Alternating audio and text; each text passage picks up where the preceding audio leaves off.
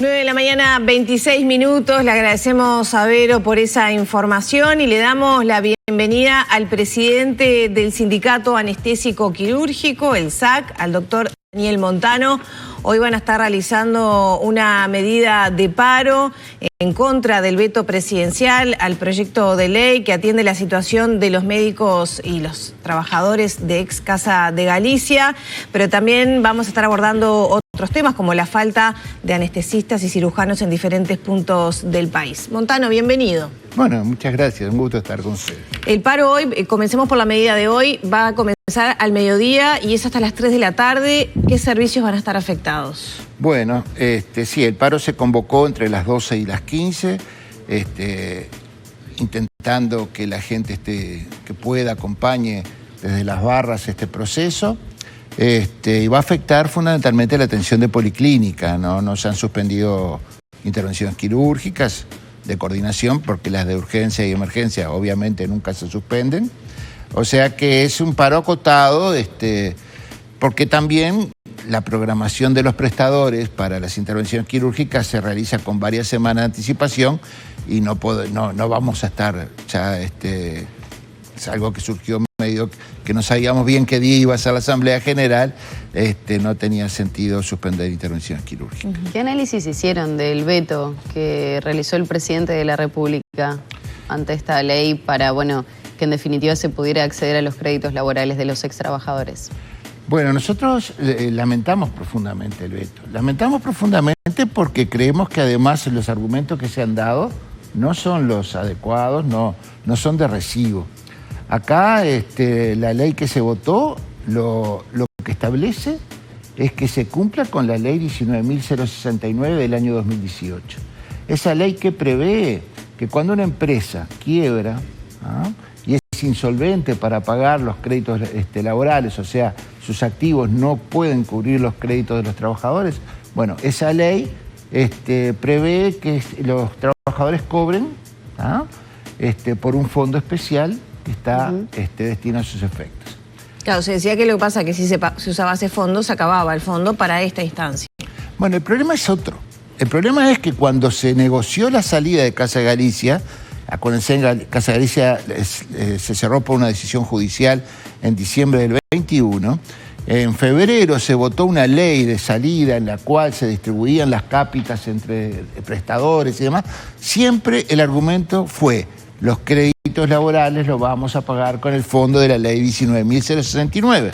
Y por eso los trabajadores médicos y no médicos sentían que estaban parcialmente cubiertos por esa eventualidad. Hay que tener bien claro que la ley 19.069 no cubre el total de los créditos, tiene un tope, o sea que los trabajadores no van a cobrar el total, sino que están topeados en 105.000 unidades indexadas. Después de votada la ley y que se salió a la prensa, magnífica solución para Casa de Galicia, etcétera, etcétera, nos informan de que no hay dinero en el fondo este. El fondo este se nutre de aportes de las empresas y justamente está creado para estos casos. Pero esta misma ley prevé que cuando no hay fondos, el Estado puede inyectar fondos que los recuperará con el tiempo. Porque puede pasar que una empresa importante quiebre y se requieran fondos y no sean lo suficientes. En este momento, el fondo podría llegar a cubrir casi la mitad de los créditos. Entonces, de la ley, de lo que se autorizaba a invertir, hay una buena parte que ya se podría cubrir con el fondo. Y después es responsabilidad del Estado en cumplir con la ley. ¿Qué ha pasado con esos juicios que se realizó por el incumplimiento en esos pagos de esas 105.000 unidades indexadas? Bueno, en realidad... El máximo, ¿no? Que es lo que prevé el fondo. En realidad el tema de los procesos judiciales, que usted sabe muy bien, lleva muchísimo tiempo, no se ha concretado todavía nada, porque a mitad del año pasado el Poder Ejecutivo nos llamó para ofrecernos una salida, una ley de este tipo de la que se votó. En principio no se nos dijo cuánto dinero iba a haber, y cuando nos enteramos que lo que ofrecía el Estado eran 8 millones de dólares, más o menos era la tercera parte del total de los créditos. Entonces los trabajadores decidieron que no iban a aceptar eso. Mientras tanto, los trámites judiciales siguieron. Después se apareció esta nueva ley que cubría la totalidad del tope, siempre claro, no es la totalidad de los créditos, la totalidad de la responsabilidad que el Banco de Previsión Social tiene. Entonces como que se dio un impasse. Pero si esto no se soluciona hoy, las demandas van a seguir adelante, ¿no? Ahora, estamos hablando que hay personas que, no sé, para marcar bien las diferencias, ¿no? Se tuvieron que ir con tanta cantidad de plata y tendrían que haber cobrado ¿cuánto? Para hacer una proporción más o menos. Es muy relativo porque hay funcionarios porque se hablaba de algunos que se venían con 100.000 pesos. Los créditos laborales están todos certificados por el síndico, o sea que acá no es que diga yo entiendo que me deben tanto, no, eso está todo certificado y como pide la ley. Y obviamente dependen del cargo que usted tiene, de la dedicación que usted tiene y de la antigüedad que tú tienes. Y le puedo asegurar que hay muchísimos trabajadores médicos y no médicos que superan esos 105.000 unidades indexadas y saben que no van a acceder. Pero quieren aunque sea eso, que es lo que la ley prevé. Claro, que es el máximo previsto. Y en promedio que se fueron con el 20%, el 30% de lo que deberían cobrar. No, es que hasta ahora no se cobró más que un 13%, una cosa así, del total. O sea que queda un... 13% mucho. De esos 8 millones. No, 13% de los créditos laborales. De los créditos laborales, de la totalidad de los trabajadores. Ahí va, que fue un dinero que se recuperó por el síndico cuando hizo el cierre de Casa Galicia, entendió que había activos que se podían distribuir. Desde el SAC se están promoviendo juicios de manera conjunta, individuales. El SAC no promueve ningún juicio. El SAC asesora a sus afiliados cómo proceder y cada afiliado, por su parte, hace su trámite judicial. Y obviamente se han nucleado y están ¿Cuántas demandas estamos hablando? Fíjese que eran 600 trabajadores médicos y practicantes, o sea que prácticamente todos van a tener demandas para establecer. Hay más de 300 que se quedaron sin ningún trabajo. O sea, cuando la ley que solucionó o pretendía solucionar el cierre de Casa Galicia fue votada en febrero del 22, se estableció una estratificación de los trabajadores de acuerdo a la dependencia que tenían de Casa Galicia.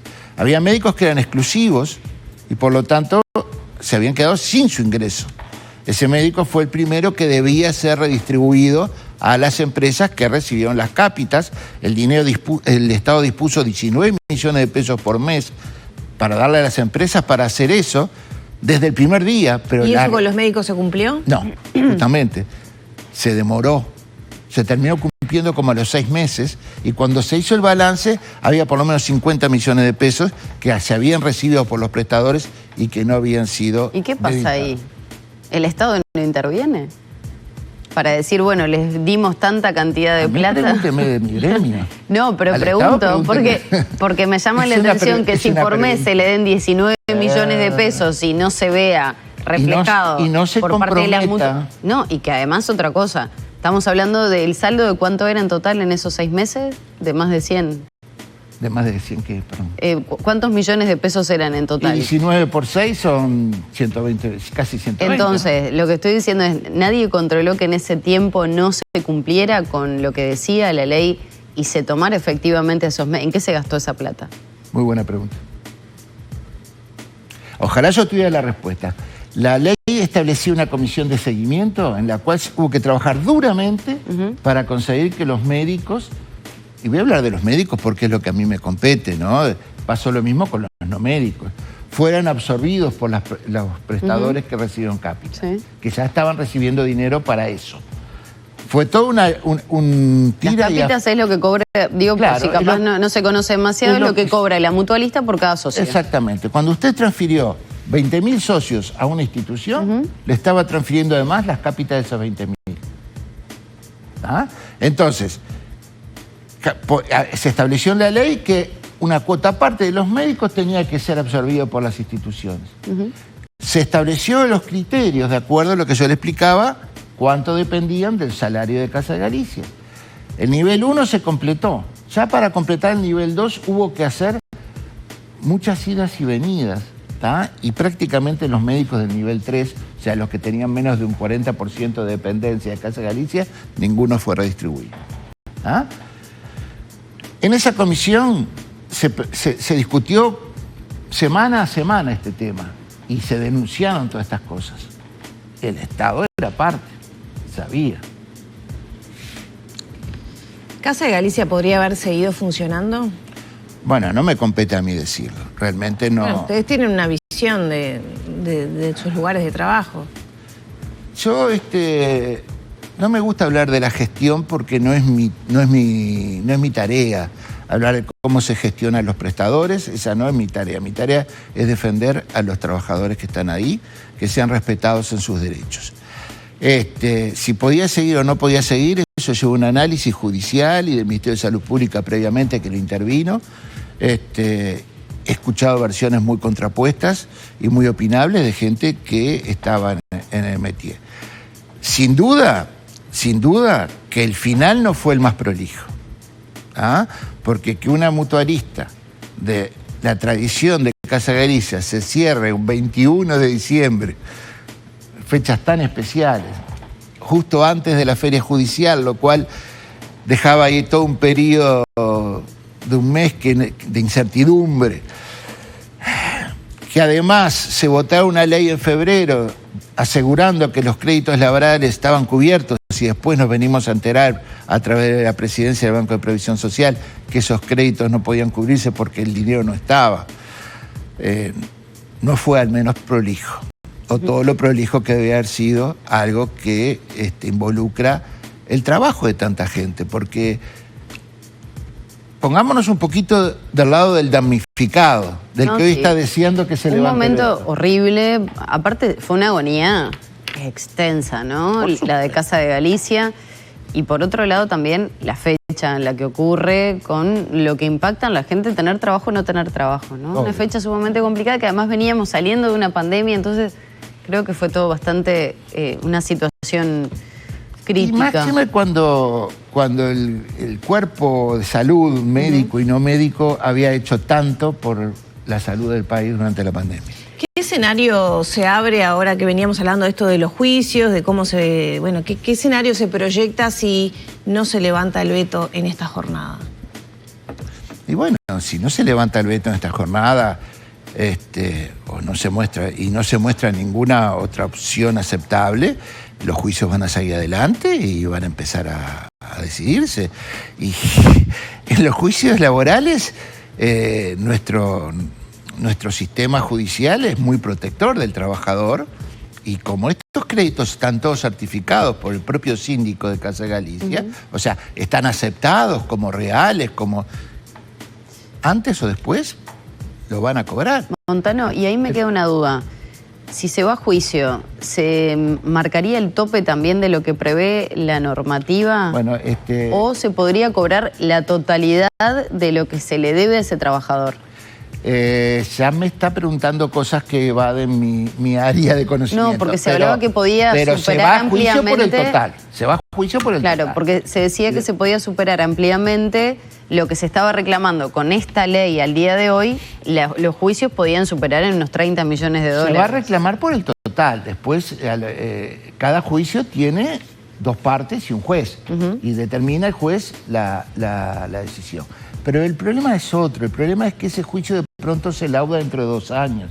Y la gente está teniendo necesidades ahora.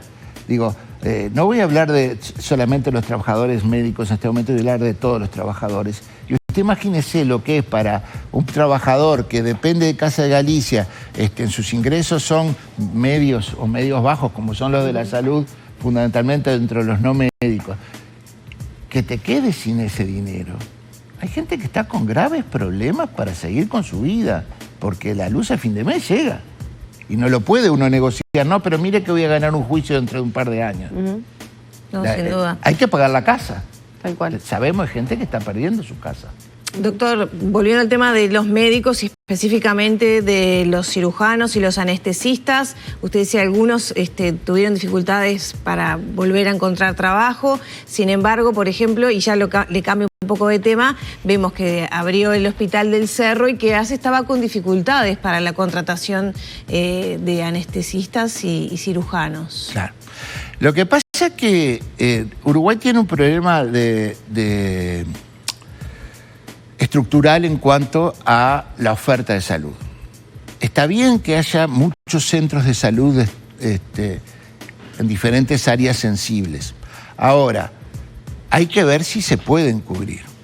Nosotros en Montevideo en este momento tenemos funcionando una puerta de emergencia en el Hospital Maciel, una puerta de emergencia en el Hospital Español, una puerta de emergencia en el Hospital Pasteur, una puerta de emergencia en el Hospital de Clínicas, una puerta de emergencia en el Instituto de Traumatología y una puerta de emergencia ahora en el Cerro. Eso significa, si usted cuenta una dotación mínima de 2 anestesistas y 2 cirujanos de guardia, ¿tá? Solo la guardia, ¿tá? Una dotación muy importante de personal. Y después están todas las emergencias de las mutualistas, que también tienen esa dotación.